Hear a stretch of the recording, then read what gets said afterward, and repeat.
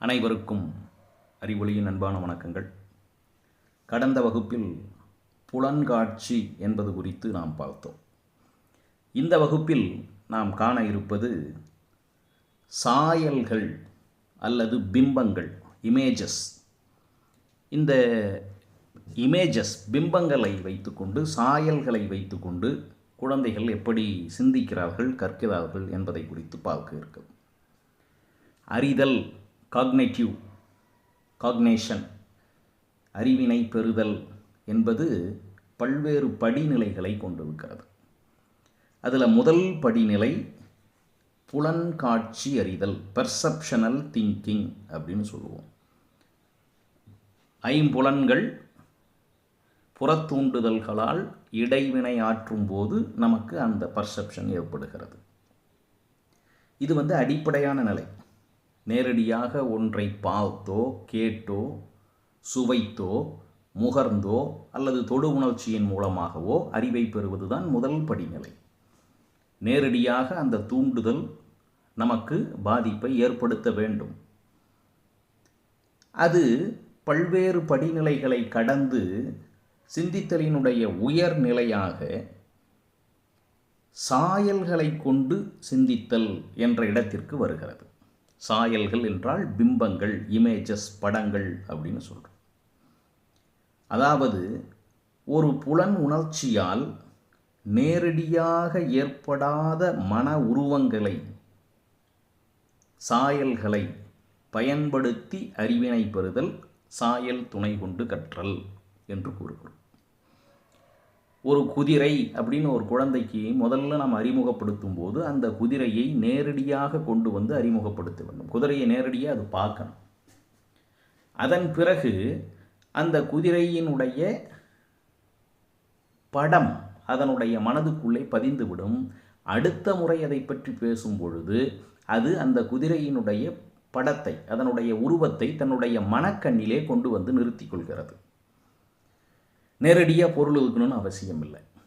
இதுதான் சாயல்கள் துணை கொண்டு கற்றல் அப்படின்னு நம்ம சொல்கிறோம்.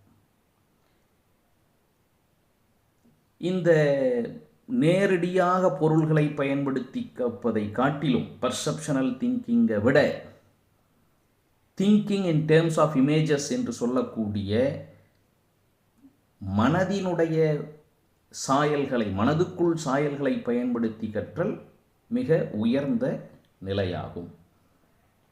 பொதுவாக மனபிம்பம், சாயல் அப்படின்னா என்னன்னா, புலன்காட்சியை முதலில் தோற்றுவித்த பொருள் நேரடியாக இல்லாமலேயே அந்த பொருளை பற்றிய உணர்வை பெறுதல் சாயல்கள் அப்படின்னு நம்ம சொல்கிறோம். இதை ரெண்டு வகையாக பிரிக்கிறாங்க. சொற்சாயல்கள், புலனீடான சாயல்கள், வெர்பல் இமேஜஸ், கான்க்ரீட் இமேஜஸ் அப்படின்ட்டு. இப்போ நீங்கள் ஏதாவது ஒரு புதிய இடத்துக்கு போய் ஒரு அருவியை பார்க்குறீங்க. இப்போ ஒகேனக்கல் அருவியை பார்க்குறீங்க. அந்த இடத்துல நேரடியாக நின்று அந்த அனுபவத்தை பெறுகிறீர்கள். 2 நாள் கழித்து வேறொருவரிடம் அதை பற்றி பேசுகின்ற பொழுது, அன்னைக்கு ஒகேனக்கல் அருவி போயிருந்தோம் அப்படின்னு சொன்னோம்னா, நீங்கள் அங்கே போய் நின்று பார்த்த அந்த படம் உங்கள் கண்களுக்குள், அதாவது அகக்கண்ணுக்குள், மனதுக்குள் தெரிய தொடங்கும். நம்ம நேரடியாக அதை பற்றி பேசும்போது அங்கேயே இருக்கணும்னு அவசியம் இல்லை. அப்போ மனசுக்குள்ள மீட்டறிகிறோம் அல்லவா அதனுடைய அந்த படத்தை, உருவத்தை. எங்கேயாவது ஒரு இடத்துல போய் சாப்பிட்றோம். சாப்பிடும்போது அதனுடைய சுவையை நாம் உணர்ந்து ரசித்து உண்ணுகிறோம். 1 வாரம், 10 நாள், 1 மாதம் கழித்து, 1 வருடம் கழித்து கூட அதை பற்றி நாம் பேசுகின்ற பொழுது அங்கே நாம் சுவைத்த சுவையின் நினைவு நம் மனதுக்குள்ளே எழுகிறது. அதுதான் சாயல்கள் துணை கொண்டு கற்றல். அப்போ புலன்காட்சிக்கும் சாயலுக்கும் என்ன வேறுபாடு அப்படின்னா, புலன்காட்சி வெளி உலக பொருள் தூண்டும் போது, புலன்களை தூண்டுவதால் ஏற்படுகிறது. அப்போ அது அப்ஜெக்டிவ், பொருள்கள் சார்ந்தது. சாயல் என்பது முழுக்க அகவயப்பட்டது, மனதுக்குள்ளே எழுவது. அடுத்தது, ஒரு புலன்காட்சியை பார்க்கும்போது அந்த தூண்டலை ஏற்படுத்திய பொருள் மட்டுமல்லாமல் அந்த பின்னணி முழுக்க நாம் பார்க்கிறோம். ஒரு புத்தகத்தை நம்ம பார்க்குறோம்னா அந்த புத்தகம் மட்டும் பார்க்கறதில்லை, நேரடியாக பார்க்கும்போது அந்த புத்தகம் எந்த அறையிலே இருக்கிறது, எந்த மேசையிலே இருக்கிறது. அப்போ மேசை மேலே புத்தகம் இருக்கும்போது அதற்கு பக்கத்தில் இருக்கக்கூடிய மற்ற பொருள்கள் எல்லாத்தையும் சேர்த்து நாம் புலன்காட்சியில் பார்க்குறோம்.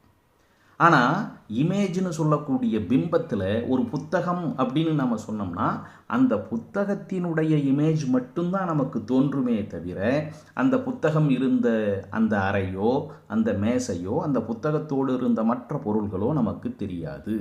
அப்போ சாயலில் நேரடியாக எதை நாம் நினைக்கிறோமோ அது மட்டும் தனிப்பட்ட பொருளாக தெரியும். புலன்காட்சி மிக செறிவு மிக்கது. ஏன்னா அது நேரடியாக இருக்குது, நம்ம கண்ணு முன்னாடி இருக்குது. அதனால் புது புது விவரங்களை நாம் மேலும் பெற முடியும். சாயல்கள் மனதுக்குள்ளே தோன்றக்கூடிய படம் என்பதால் அது அவ்வளவு செறிவானதல்ல. அது தொடர்ந்து கொஞ்சம் கொஞ்சமாக மறையத் தொடங்கும். நீங்கள் ஒரு பொருளை பார்த்த அடுத்த நாள் அதை நினைவுபடுத்தும் பொழுது தெரிவதற்கும், அடுத்த வாரம் அதை நினைவுபடுத்தி தெரிவதற்கும், அடுத்த ஆண்டு அதை நினைவுபடுத்தி தெரிவதற்கும் இடையே பல வேறுபாடுகள் தோன்றும். காலப்போக்கிலே சாயல்களால் தோன்றும் மனபிம்பம் மங்களாக மறைந்து போய்கொண்டே இருக்கும். அதனால் புலன்காட்சி என்பது நேரடியாக அனுபவிக்கும் போது தோன்றக்கூடியது. சாயல் என்பது அனுபவித்ததை மீண்டும் மனதுக்குள்ளே நினைத்து பார்ப்பதால் தோன்றும். இந்த சாயலினுடைய வகைகள் என்னென்ன அப்படின்னா, முதல்ல காட்சி சாயல்கள், விஷுவல் இமேஜஸ். காட்சி நமக்கு நம்முடைய நண்பர்களை நினைத்து பார்த்தல், உடன் படித்த நண்பர்களை, உடன் பணியாற்றிய பணியாளர்களை, நமக்கு கற்றுக் கொடுத்த ஆசிரியரை, இதெல்லாம் அவங்களுடைய படத்தை, அவங்களுடைய உருவத்தை, அவங்களுடைய முகத்தை கொண்டு நாம் கவனிப்பது காட்சி சாயல். அடுத்தது கேள்வி சாயல்.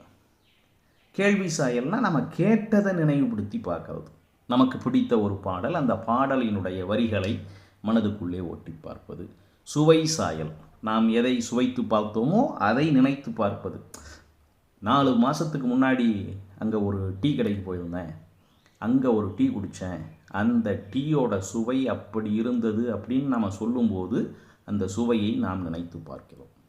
அடுத்தது மனம். மனம்னா வாசனை. வாசனை சாயல்கள். வாசனை சாயல்களும் உண்டு. அதாவது இப்போ நல்ல எங்கேயாவது ஒரு இடத்துக்கு போகிறீங்க, மூக்க பிடிக்கிற அளவுக்கு துர்நாற்றம் வீசுகிறது. ஒரு வாரம் கழித்து கூட அங்கே போயிருந்தப்பா, அந்த பக்கமே போக முடியல, நாத்தம்னா நாத்தம், குடலை பிடுங்க நாத்தம் அப்படின்னு சொல்கிறோம் இல்லையா? அப்போ என்ன ஆகுது, அந்த வாசனையினுடைய பிம்பம் நமக்கு மனதுக்குள்ளே தோன்றுகிறது. அதே போல் தொடு சாயல்.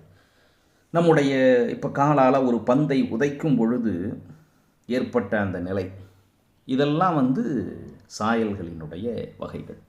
இப்படி 5 புலன்கள் வழியாக சாயல்கள் இருந்தாலும் ஒரு சிலருக்கு ஒரு சில சாயல்கள் ரொம்ப மேலோங்கி இருக்கும். ஒரு சிலர் பார்க்கக்கூடியவற்றை நன்றாக நினைவில் வைத்துக் கொள்வார்கள், கேட்டதெல்லாம் மறந்துடுவாங்க. ஒரு சிலர் கேள்விப்பட்டதை மிக தெளிவாக மனதுக்குள்ளே பதித்து வைத்துக் கொள்வார்கள், அவர்கள் சுவைத்தது நினைவுக்கு இருக்காது. அப்போ ஒவ்வொருத்தனுக்கு ஒவ்வொரு புலன் கூடுதலாக திறமையாக வேலை செய்யும் மற்ற புலன்களை காட்டிலும்.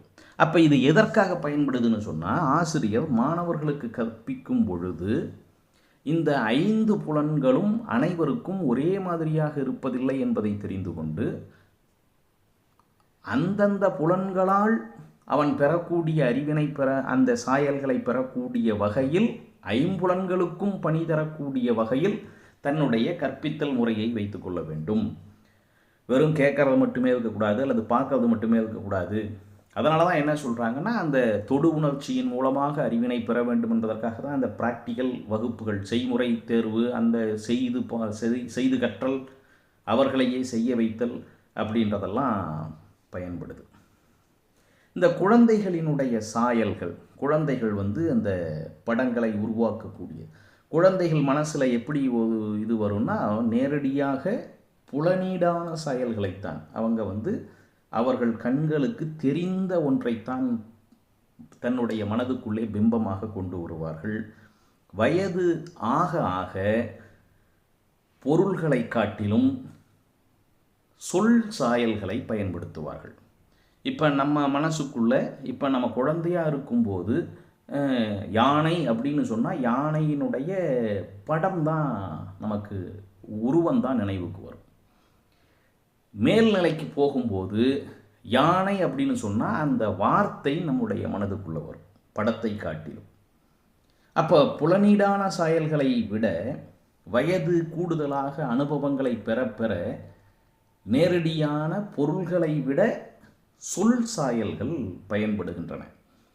இந்த சொல் சாயல் எதற்காக பயன்படுதுன்னா சிந்தனையினுடைய மேம்பட்ட வடிவத்தை அடைய பயன்படுகிறது. உலகத்தில் அத்தனையுமே நம்ம என்ன பண்ண முடியாது, நேரடியாகவே போய் அனுபவிக்க முடியாது.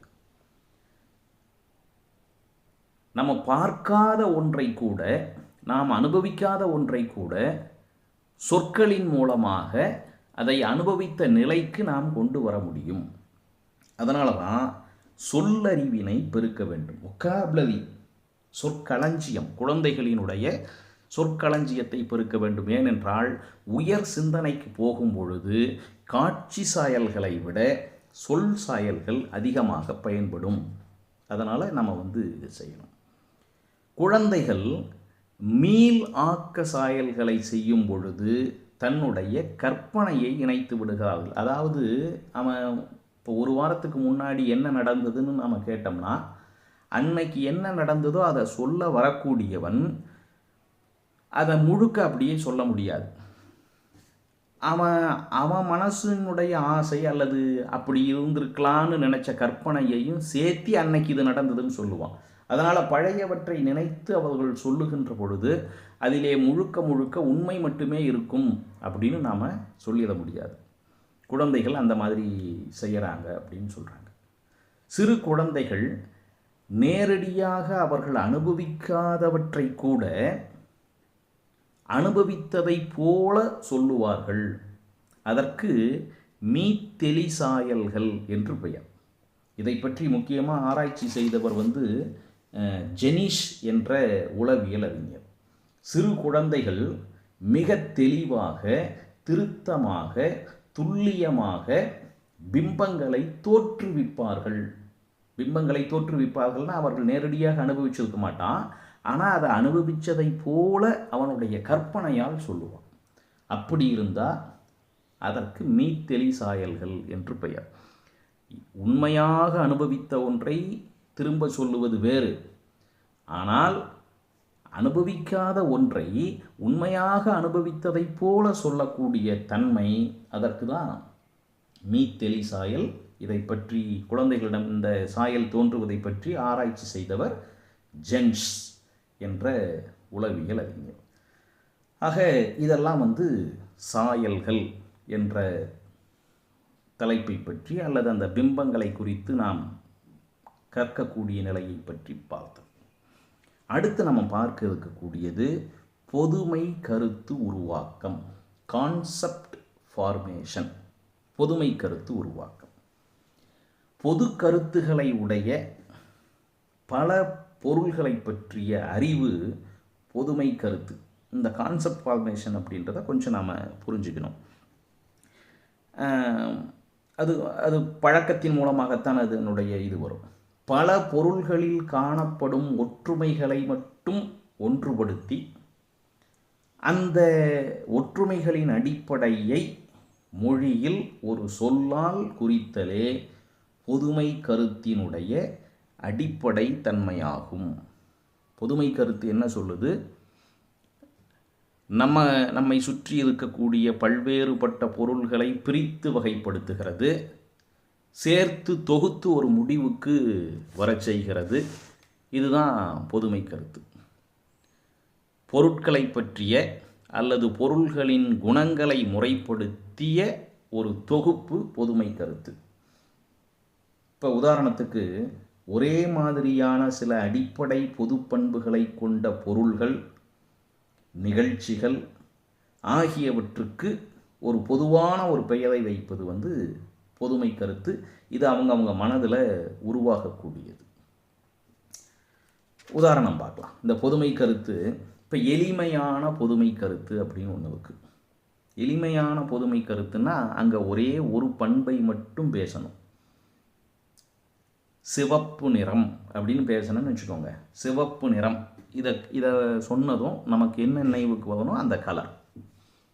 அதே போல் சதுரம், முக்கோணம், இதெல்லாம் ஒரு பொது பண்பை மட்டும் கொண்டு வைப்பது.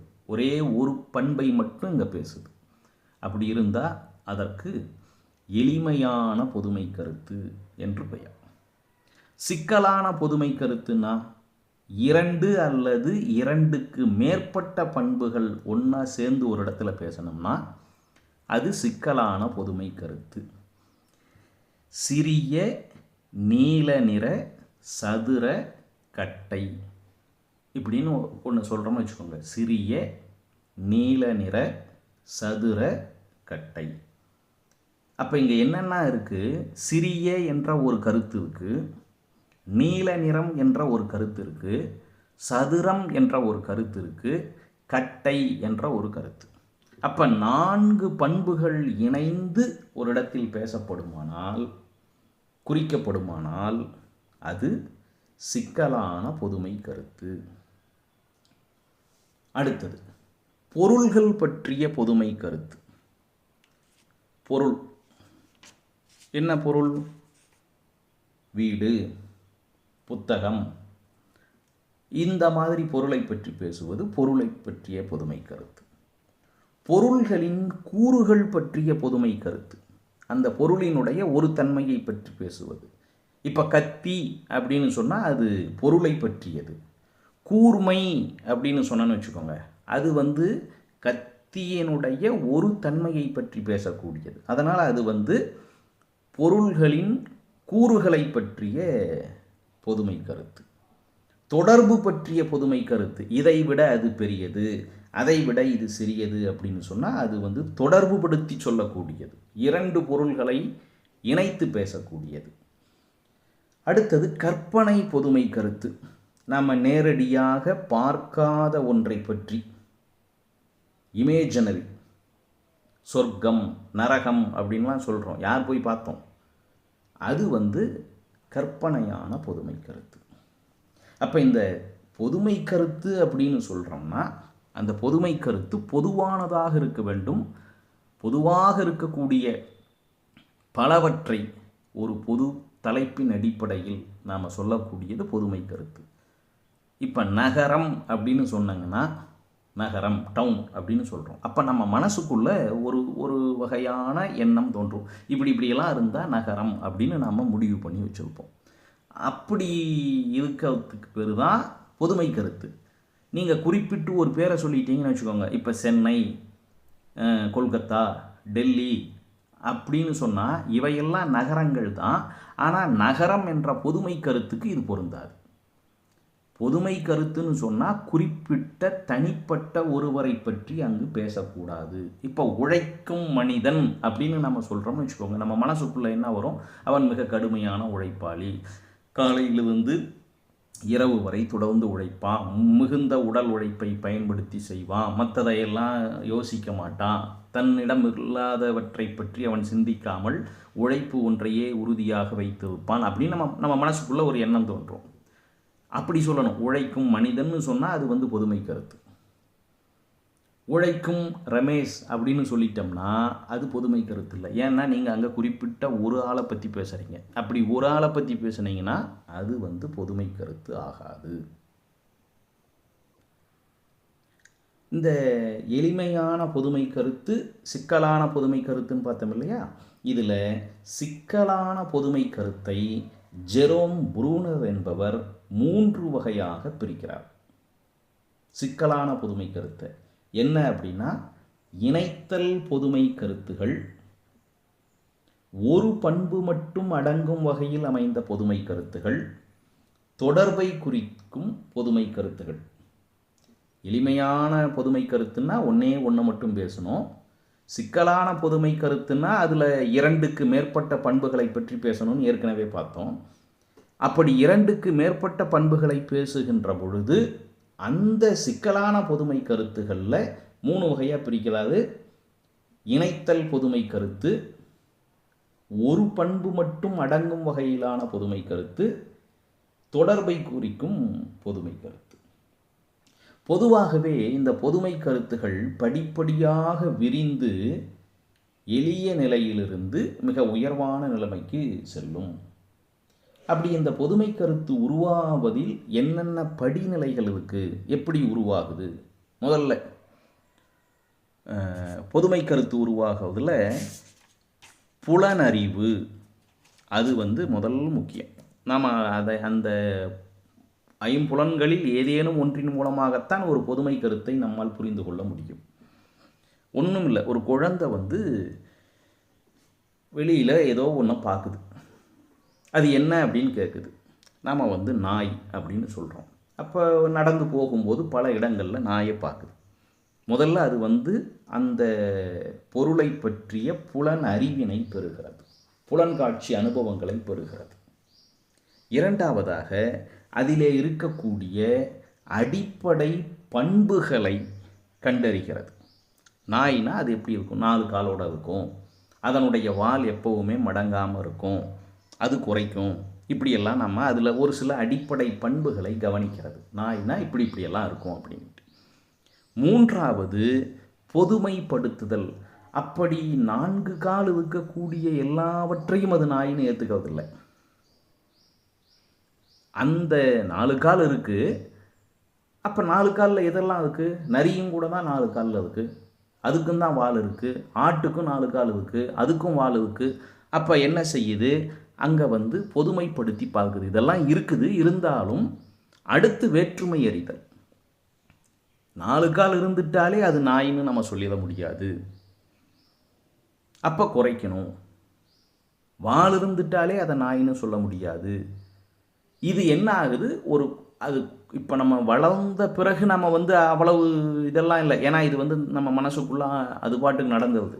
ஆனால் புதிதாக ஒன்றை பெறக்கூடிய குழந்தை, கற்றுக்கொள்ளக்கூடிய குழந்தையினுடைய நிலை எப்படின்னா, புலன்காட்சியின் மூலமாக அறிவை பெறுகிறது, அது அடிப்படை பண்புகளை அங்கே இருந்து கண்டுபிடிக்கிறது, அதிலே இருந்து பொதுமைப்படுத்தி பொது பண்புகளை மட்டும் தனித்து எடுத்து ஒரு நிலைக்கு வருது.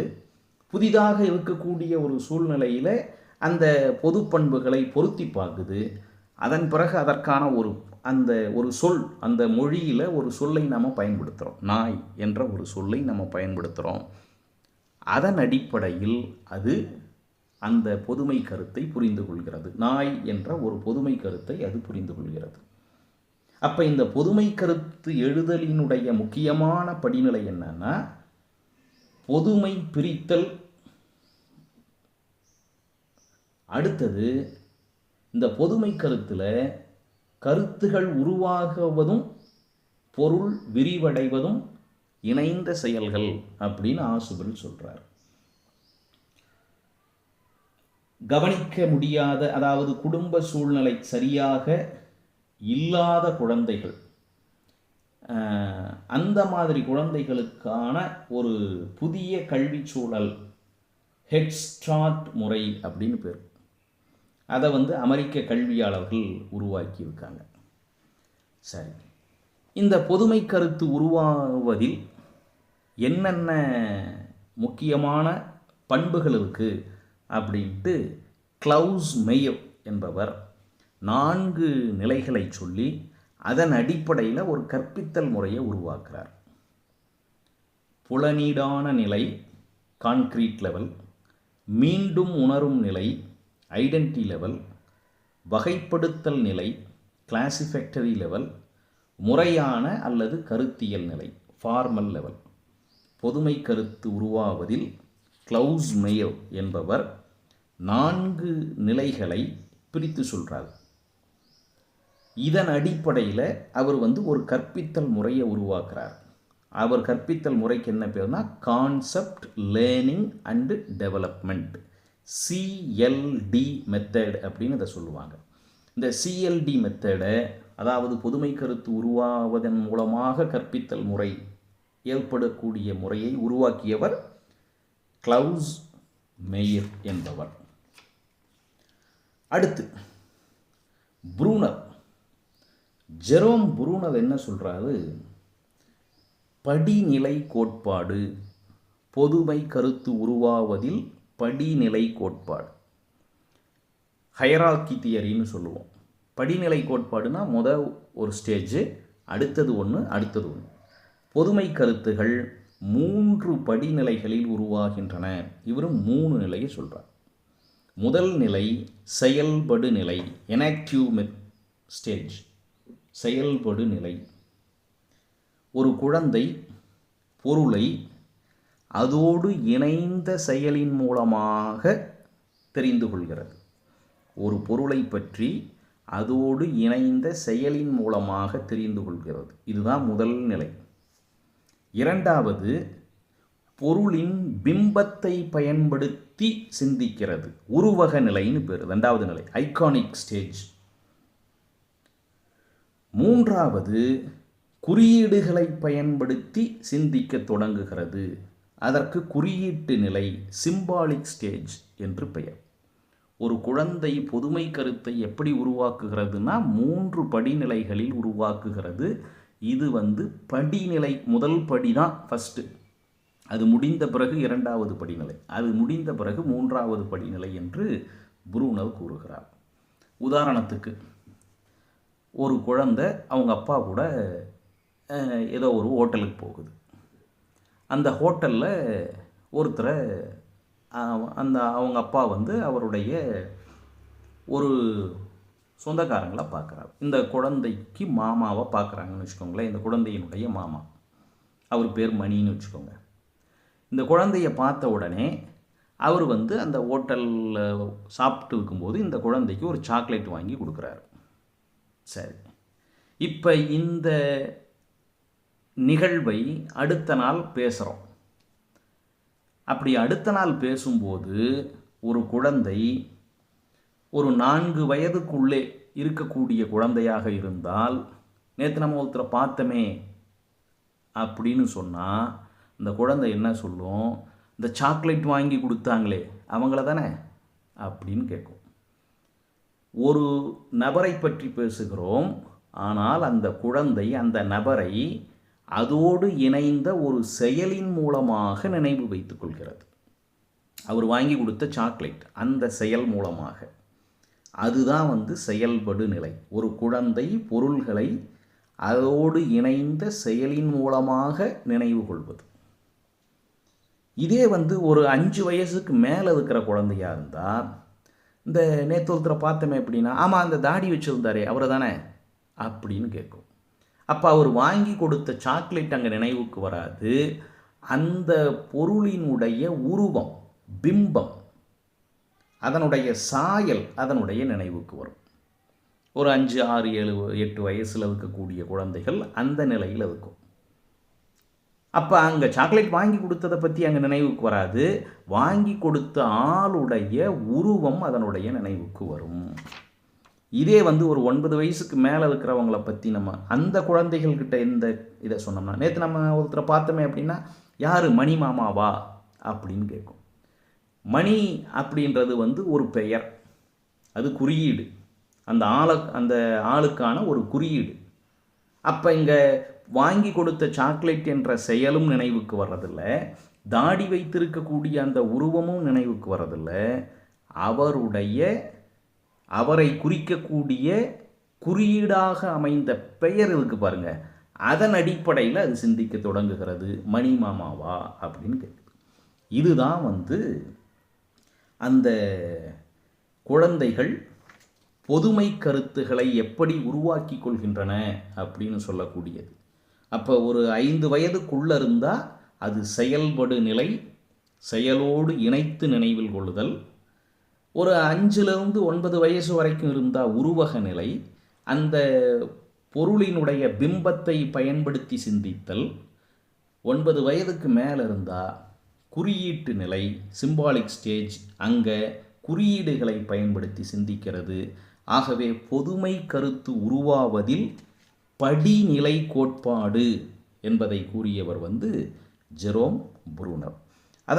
இதை நம்ம எங்கே பயன்படுத்தணும் அப்படின்னா, தொடக்கநிலை மாணவர்களுக்கு நம்ம கல்வியை கொடுக்கின்ற பொழுது நேரடியாக செய்து கற்றல் அனுபவங்களின் மூலமாக கற்பிக்க வேண்டும். ஏன்னா அது முழுக்க முழுக்க செயல்களோடு இணைந்தவற்றைத்தான் தன்னுடைய சிந்தனையிலே வைத்துக்கொள்ளும். அடுத்து ஒரு இடைநிலை அளவு வருகின்ற பொழுது படங்கள், மாதிரிகள் ஆகியவற்றை காண்பித்து, படங்களை காண்பித்து கற்பித்தா போதும். நேரடியாக நம்ம அந்த பொருளையே ஒவ்வொரு முறையும் கொடுக்கணும்னு அவசியம் இல்லை. உயர் வகுப்புகளுக்கு போகும்போது நீங்கள் பொருளையும் காட்ட வேண்டாம், படத்தையும் காட்ட வேண்டாம். அப்போ குறியீடுகளை அதிகமாக பயன்படுத்தக்கூடிய லெக்சர் மெத்தடை நம்ம பயன்படுத்தலாம். அப்போ நம்முடைய கற்பித்தலும் மாணவருடைய கற்றலும் சிறப்பாக அமைய வேண்டுமானால் இந்த படிநிலையில் அமைய வேண்டும். குழந்தைகள் கற்றுக்கொள்வதில் மிக சிறந்த முறை அப்படின்னா, அவரவர் வயதுக்கு ஏற்ற அனுபவங்களின் மூலமாக கண்டறிந்து கற்றல் இருக்கு பாருங்கள், டிஸ்கவரி அப்ரோச். குழந்தைகள் கண்டறிந்து உன்னை தானே கண்டுகொண்டு கற்றுக்கொள்ளக்கூடிய முறைதான் மிக சிறந்த முறையாக இருக்கும். இந்த அடிப்படையில் ஆசிரியர்கள் கற்பித்தலை மேம்படுத்த, பொதுமை கருத்துக்களை கற்பித்தலை மேம்படுத்த டி செக்கோ என்பவர் ஒரு சில குறிப்பிட்ட வழிமுறைகளை எல்லாம் நமக்கு சொல்லியிருக்கார். பாடம் கற்பித்தலில் வினா விடை முறை, கேள்வி கேட்டு பதில் சொல்லி அப்படி கற்பிக்கக்கூடிய முறைக்கு சாக்ரட்டிக் முறை அப்படின்னு பேர். ஏன்னா இந்த முறையை முதலில் பயன்படுத்தியவர் சாக்ரட்டிஸ். அவர் தன்னோடு இருக்கக்கூடிய இளைஞர்களிடம் வினாக்களை எழுப்புவார். உன்னை நீயே அறிந்து கொள், கேள்வி கேட்பார். எதையும் ஏன், எதற்கு என்று கேட்டு அதன் மூலமாக அறிவை பெறு அப்படின்னு. அதனால் இந்த மெத்தடுக்கே சாக்ரட்டிக் மெத்தட் அப்படின்னு பேர். அடுத்து முன்னறிவோடு இணைத்தல். எந்த ஒரு கல்வியையும் ஏற்கனவே பெற்றிருக்கக்கூடிய கல்வி அறிவோடு இணைத்து கற்பிக்க வேண்டும். நீங்கள் இப்போது எதை சொல்வதாக இருந்தாலும் அவர்களுக்கு ஏற்கனவே தெரிந்ததை சொல்லி அதன் மூலமாக இப்போது சொல்லக்கூடியதை இணைத்து கற்பிக்க வேண்டும். அந்த முன்னறிவோடு இணைத்தல், இந்த முறையை சொன்னவர் யாருன்னா ஹெர்பர்ட். அடுத்தது பொருளுணர்ந்து கற்றல். அதுதான் சிறப்பான கற்றல். மீனிங் தெரியாமல், புரியாமல், அண்டர்ஸ்டாண்ட் ஆகாமல் படிக்கக்கூடியது சரியான கற்றல் முறை இல்லை. பொருள் உணர்ந்து பயனுள்ள முறையில் கற்றல் என்பதை வலியுறுத்தியவர் யாருன்னா ஆசுபெல். இதெல்லாம் இவங்க செஞ்சது. அடுத்தது பொதுமை கருத்து படங்கள். பொதுமை கருத்து கான்செப்ட் மேப் இன்னைக்கு நம்ம பயன்படுத்தி கொண்டு இருக்கக்கூடியது. பொதுமை கருத்து படங்கள் என்னன்னா, தொடர்புடைய பல கூறுகளுக்கிடையே இருக்கக்கூடிய இணைப்பை விளக்குவதற்காக பயன்படுத்தக்கூடிய படங்கள் பொதுமை கருத்து படங்கள். நம்ம பல பொதுமை கருத்துக்கள் பயன்படுத்தினா இது எதுக்குள்ளே அடங்கும், எதில் தொடர்பாக இருக்குது, எது வேறுபட்டு இருக்குது, எது மாறுபட்டு இருக்குது, எதிலிருந்து எந்த கிளை பிரிந்து போகிறது அப்படின்னு நம்ம ஒரு படம் வடிவத்தில் காமிச்சோம்னா அதுதான் பொதுமை கருத்து படம். இப்போ 4 பக்கங்கள் இருந்தாவே அதுக்கு என்ன பேருன்னா நாற்கரம். 4 பக்கம் இருந்துட்டால் போதும், அது நாற்கரம். அப்போ அந்த நாற்கரத்துக்குள்ளே என்னென்ன வடிவம் வருது அப்படின்னா, 4 பக்கங்கள் 4 வெவ்வேறு இதாக இருந்தால் நாற்கரம்னு சொல்கிறோம். அதில் ஒரு ஜோடி பக்கங்கள் இணையாக இருந்தால்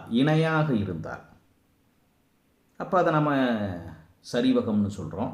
2 ஜோடி பக்கமும் இணையாக இருந்தால் அதை நம்ம இணைகரம்னு சொல்கிறோம். இணைகரத்தில் எதிரெதிர் ஜோடி இணையாகவும் இருக்குது, சமமாகவும் இருக்குது. ஆனால் சரிவகத்தில் இணையாக மட்டும் இருக்குது, சமமாக இல்லை. அப்போ அதில் இணையாகவும் இருந்து சமமாகவும் இருந்தால் அந்த இணைகரம் செவ்வகம்னு சொல்கிறோம். அந்த செவ்வகத்தினுடைய நீளமும் அகலமும் சமமாக இருந்துச்சுன்னா அது சதுரம்னு சொல்கிறோம். ஆனால் அனைத்தும் 90 டிகிரி இருக்கணும். இப்படி ஒன்றுலேருந்து இன்னொன்று அப்படின்ற அந்த தொடர்பு படுத்தி படிக்கக்கூடிய முறை அது பொதுமை கருத்து படங்கள். இருக்கிறதுலையே சின்ன எண் இயலெண். அப்போ இயலெண்கள், அந்த இயலெண்ணோடு 0 சேர்ந்தால் முழு எண். அப்போ அந்த வட்டம் இது உட்கணமாக இருக்கிற மாதிரி அந்த வட்டம் பெருசாக இருக்கும். அந்த முழு எண்களுக்குள்ளே குறையெண்களும் சேர்ந்தால் அது முழுக்கள். அப்போ அந்த வட்டத்துக்குள்ளே இது அடங்கும், இது 2மே அடங்கிரும். அப்போ அந்த முழுக்களோடு சேர்ந்து பின்ன எண்களும் வருகின்ற பொழுது அவை விகிதமுறு எண்களாகின்றன. அதோடு விகிதமுறா எண்கள் சேருகின்ற பொழுது மெய் எண்களாகின்றன. கற்பனை எண்களும் சேருகின்ற பொழுது கலப்பெண்கள் ஆகின்றன. அப்படின்னு நம்ம விரித்து கொண்டே ஒரு படத்தின் வடிவத்தில் அதை காமிச்சோம்னா அது பொதுமை கருத்து படம்.